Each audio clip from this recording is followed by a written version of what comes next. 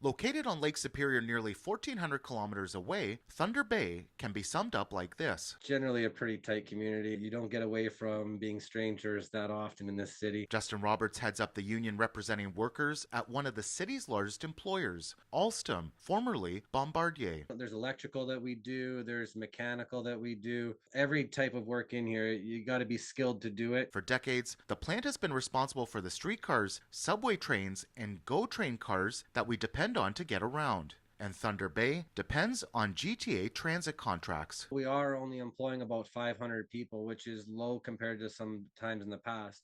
But our local supply chain is enormous. When this place lays off, it's felt citywide. By 2026, when the latest streetcars are built and GO train cars are refurbished, there aren't any firm plans for future work after yet. Me and the rest of the executives are quite worried. Many hopes are pinned on a chance to bid on replacing the TTC's entire fleet of Line 2 trains.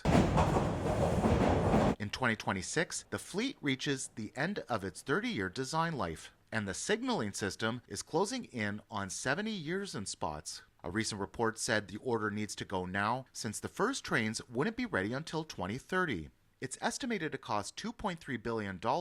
That could jump by $1.3 billion if the TTC is forced to extend the existing trains another 10 years. The city and province have each committed a third of the cost. The federal government hasn't, despite overtures they might. Frustrations are mounting. The more the federal government drags their heels on this, the more stress and worry that our members are going to go through. A spokesperson for Ontario's transportation minister says delays could result in potential service disruptions, and the feds need to commit to replacing critical infrastructure. The faster you can get on them, the better.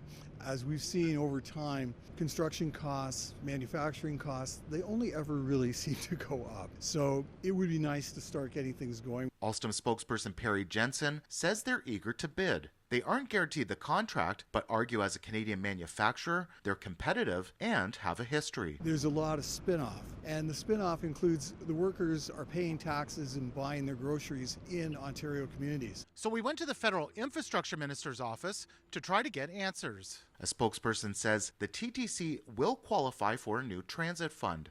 Applications have been accepted, but funding doesn't start for 2 more years. There's no word on if a formal commitment will be made before then, and TTC staff say they can't open the bid without it. There's real lives at stake here, and we need this money awarded as soon as possible. In Toronto, Nick Westoll, City News.